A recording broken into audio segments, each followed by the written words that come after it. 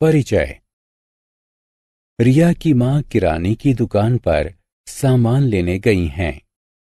रिया अपने छोटे 1 साल के भाई ध्रुव के साथ घर पर है। रिया अपना गृह कार्य करने में व्यस्त है। वह शरारती ध्रुव को चुपके से कमरे से बाहर जाते हुए नहीं देख पाती। कुछ समय बाद रिया अपने भाई के चिल्लाने की आवाज सुनती है। वह हड़बड़ाहट में अपने कमरे से बाहर आती है और देखती है कि रसोई में ध्रुव की उंगली से खून बह रहा है।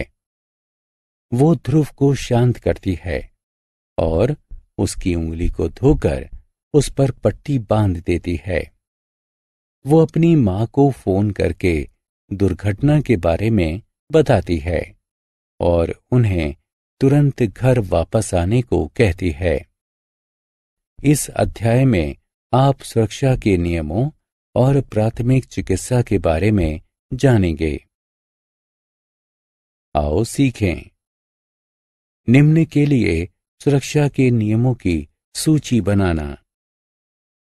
सड़क, बस, घर और स्कूल के लिए प्राथमिक चिकित्सा को परिभाषित करना। प्राथमिक चिकित्सा के लिए करने योग्य और ना करने योग्य बातों की सूची बनाना। सुरक्षा। जीवन अनमोल है। घर, स्कूल, खेल के मैदान या सड़क पर एक मामूली सी लापरवाही हमारे जीवन को हानि पहुंचा सकती है। कुछ साधारण सुरक्षा के नियमों को अपनाकर हम जीवन की सुरक्षा कर सकते हैं। सड़क पर सुरक्षा। जब हम यातायात के नियमों की अनदेखी करते हैं तो दुर्घटनाएं होती हैं। सड़कों पर सुरक्षित चलने के लिए यहाँ कुछ सुझाव दिए गए हैं। हमें हमेशा चलने के लिए फुटपाथ का उपयोग करना चाहिए। सड़क पार करने के लिए ज़ीब्रा क्रॉसिंग का ही प्रयोग करना चाहिए। सड़क पार करते समय अपने से बड़ों की मदद लेनी चाहिए।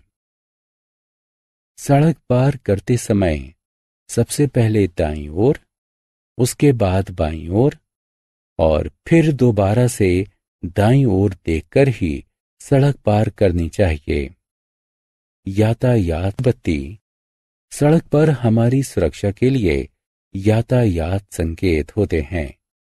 हमें हमेशा उनका पालन करना चाहिए। सबसे ऊपर लाल बत्ती वाहनों को रुकने का संकेत देती है। सबसे नीचे हरी बत्ती वाहनों को आगे चलने का संकेत देती है और बीच वाली पीली बत्ती इंतजार करने का संकेत देती है।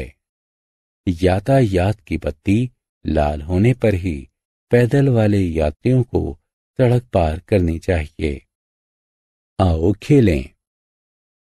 सही विकल्प पर क्लिक करें। बस में सफर करते समय सुरक्षा। बस जन परिवहन का एक साधन है। एक बस दुर्घटना होने पर एक ही बार में अनेक जिंदगियां खतरे में आ सकती हैं। इसलिए बस में सुरक्षित यात्रा करने के लिए कुछ नियमों का पालन करना चाहिए। वे नियम हैं: बस में चढ़ने के लिए एक पंक्ति बनानी चाहिए। पंक्ति में खड़े होकर धक्का मुक्की नहीं करनी चाहिए। चलती बस में चढ़ने उतरने की कोशिश नहीं करनी चाहिए।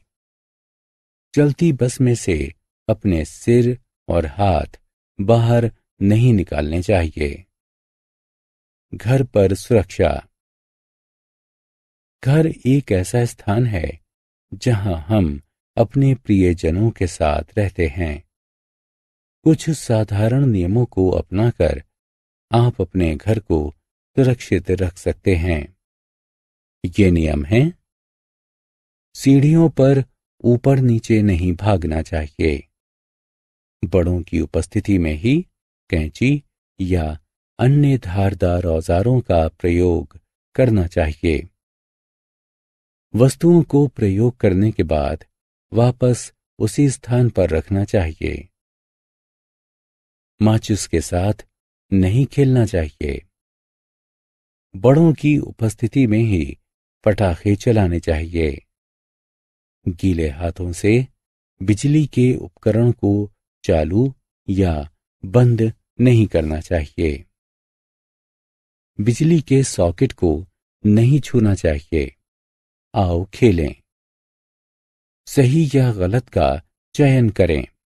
स्कूल में सुरक्षा। स्कूल वह स्थान है जहां हम पढ़ना, लिखना, खेलना, साझा करना तथा एक दूसरे का सहयोग करना सीखते हैं। हमें हमेशा स्कूल के नियमों का पालन करना चाहिए, अन्यथा कोई गंभीर दुर्घटना हो सकती है। स्कूल में सुरक्षित रखने के नियम निम्न हैं। मेज पर खड़ा नहीं होना चाहिए। कक्षा में चारों ओर नहीं दौड़ना चाहिए। दूसरों से झगड़ा नहीं करना चाहिए। प्रयोगशालाओं में नहीं जाना चाहिए। किसी भी चोट, झगड़ा या दुर्घटना के बारे में कक्षा के अध्यापक को सूचित करना चाहिए। प्राथमिक चिकित्सा। कभी कभी सावधानी बरतने के बावजूद भी दुर्घटनाएं हो ही जाती हैं। गंभीर दुर्घटना से बचने के लिए हमें प्राथमिक चिकित्सा का प्रबंध करना चाहिए। किसी दुर्घटना के दौरान किसी पीड़ित को अस्थायी रूप से किंतु तुरंत आराम पहुंचाने में दी जाने वाली सहायता प्राथमिक चिकित्सा कहलाती है। वह व्यक्ति जो प्राथमिक चिकित्सा देता है उसे चाहिए कि शांति रखें, खून वाले घाव को धोएं और उस पर पट्टी बांधें। घबराएं नहीं। पीड़ित को इधर उधर ना भगाएं। आओ खेलें। आओ देखते हैं कि आपने क्या सीखा। इन चित्रों को देखें। ये उस व्यक्ति की प्राथमिक चिकित्सा के चरणों को दर्शाते हैं जिसकी उंगली कट गई हो, लेकिन ये चरण गड़बड़ हो गए हों। इन्हें सही क्रम में व्यवस्थित करें। हमने क्या चर्चा की?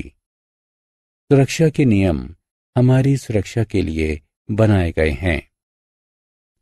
दुर्घटनाओं से बचने के लिए सुरक्षा के नियमों को अपनाना चाहिए। चाकू, कैंची, आग तथा बिजली का प्रयोग करते समय सावधानी बरतनी चाहिए। दुर्घटनाओं से बचने के लिए यातायात के नियमों का पालन करना चाहिए। बस से चढ़ते और उतरते समय नियमों का पालन करना चाहिए। स्कूल और कक्षा में चोटों और दुर्घटनाओं से बचने के लिए सुरक्षा के नियमों को अपनाना चाहिए। किसी दुर्घटना के दौरान किसी पीड़ित को अस्थायी रूप से किंतु तुरंत आराम पहुंचाने में दी जाने वाली सहायता प्राथमिक चिकित्सा कहलाती है।